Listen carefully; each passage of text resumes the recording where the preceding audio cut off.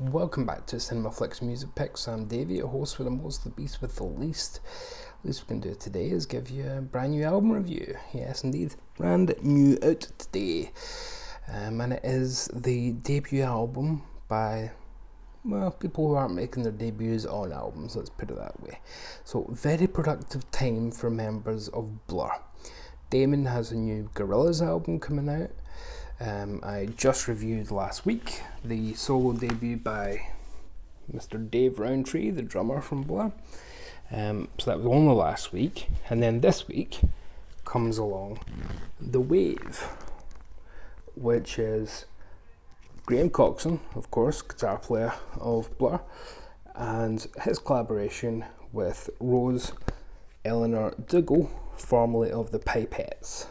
So, new project, the Waeve, and they met during a benefit party, a lockdown thing, out for a cigarette, and they just bumped into each other, talked music, collaborate. We should do something together for a song. That became, well, we should do maybe, this is great. We dream the same dreams, we want the same things, and so they end up having a collaboration on a whole album and in real life too, because they've had a baby. So congratulations to them. So this is, again, debut album by The Waeve, with a wonderful cover, I think, and a wonderful reverse shot too on the back. I like the pink and green. It's worked right back since Elvis Presley's debut in The Clash's London Calling and things. And great gatefold. I love when we put effort into these things. That's terrific.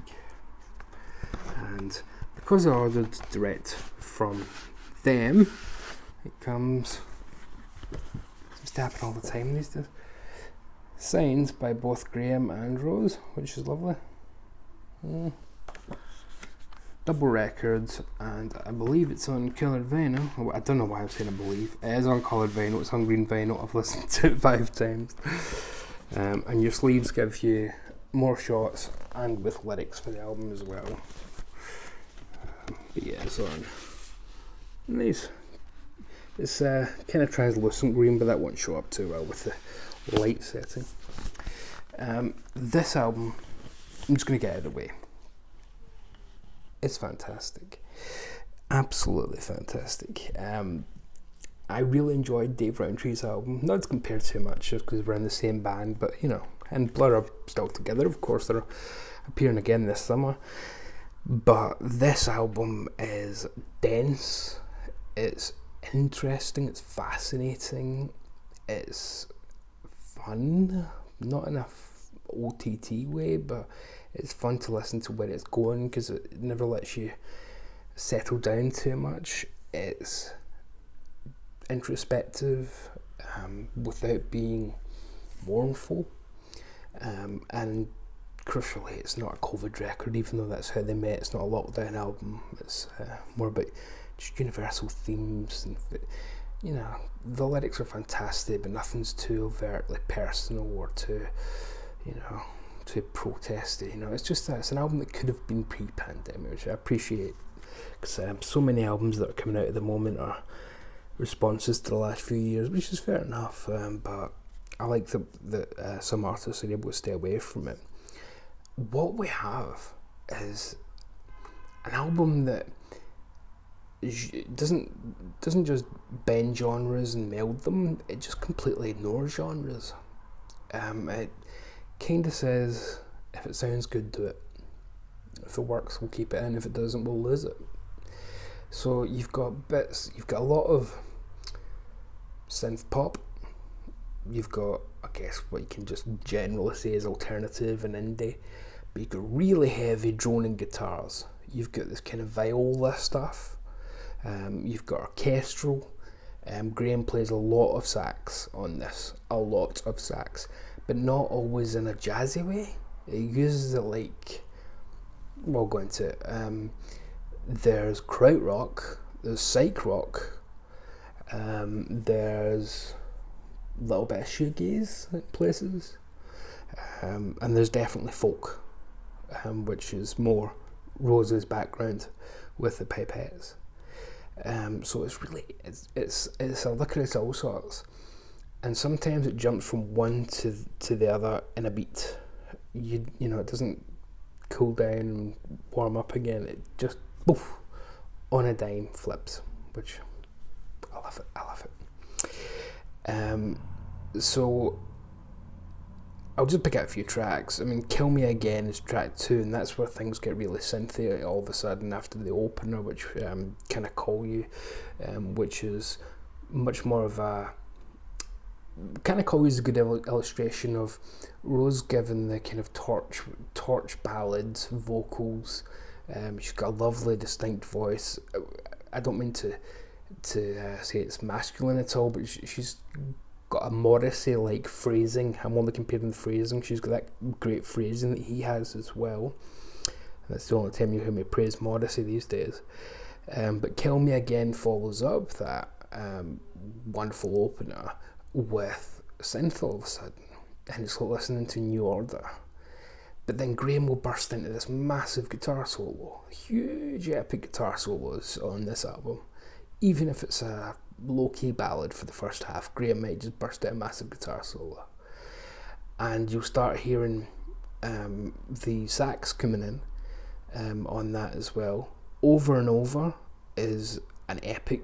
A lot of these tracks are quite epic length. A great number of them are 6 minutes, just on the edge of, up to about 7, just under 8 minutes. You get a terrific run on side 3, side C as it's labelled here. Someone Up There, which is this post-punk krautrocker, is the only way I can describe it. Heavy, fast, furious. And then that's followed by a pastoral English folk song called All Along, where Graham plays the lute. So again, post-punk krautrock into pastoral English folk with a lute, back to back, and it works perfectly. And then that is followed by Undine, which is the longest track in the album, and that is when it becomes pure jazz for the first time. Even though we have had sax throughout the album, it's never been used in a jazzy way. But on Undine, we have massive sections that are just pure jazz. But it can still launch into massive guitar solos, and it still has pounding synths, layers of synths on these tracks, absolute layers. It's teeming with synths. Drum machines galore. Wonderfully constructed, wonderfully mixed, wonderfully produced. James Ford is the co-producer along with Graham on it.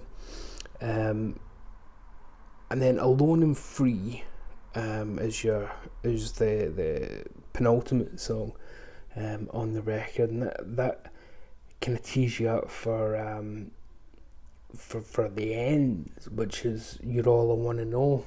And You're All I Want to Know turns into soul music, pure soul music.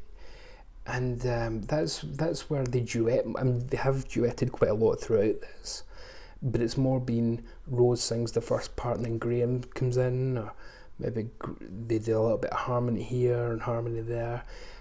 But the most proper, the most traditional, if you will, duet style is on You're All I Want to Know, which honestly it could be, for most of it, it could be William Bell and Judy Clay, or Marvin Gaye and Tammy Terrell.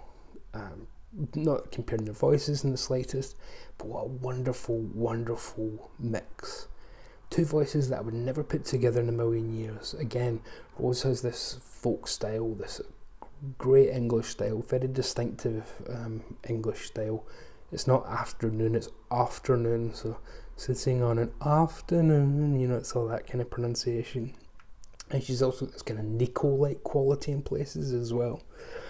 Whereas Graham, not a front man, but has done a lot of singing. Graham has a thinner voice, a reedier voice, but that leaves him more vulnerable. So normally when you get a male-female duets thing, it tends to be that the guy is a more masculine type. Think of Mark Lanigan and Isabel Campbell's albums, more classically the Lee Hazelwood, Nancy Sinatra albums. But here, it's Rose's voice that is the most accomplished and authoritative, whereas the more trembling and delicate voice, lovely voice but delicate, fragile, is Graham's. So there's a dichotomy there too. It is very much an interesting album of just a sonic palette for all different kinds of reasons, from the musicianship to the lyrics to the way the vocals are constructed and conceived, to the idea of doing it as a vocal album from Graham's part. He could easily have just been the instrumentalist, and Rose does all the singing, but the decision to have them doing the interplay is fantastic. So again, I'll stick some tracks down below because you need to hear this. I mean, there's parts of this where Graham's playing is so fluid that you can't hear him moving down the fretboard or hitting strings. It just sounds like one continuous sound just evolving. It is the most amazing thing. And then there's other parts where it turns into ferocious stuff. Overall, I'd say this is comparable to like Robert Fripp's kind of playing on Berlin era Bowie, or when he worked with Peter Gabriel. There's a lot of that kind of stuff going on here, which again lends itself to being compatible with synth sounds and oddly the saxophone as well. So yeah, strange comparison, but one that has a few connotations. Never thought about that. Yeah, I won't witter on for long because I've done 12 minutes. I think that is long actually, sorry. So I'll leave you with the tracks below. Please check them out and check out the Waeve, because this is an album that, before I do any of these reviews, I listen to everything 2 or 3 times. I've listened to those 2 or 3 times, and then another 2 or 3 since it came yesterday.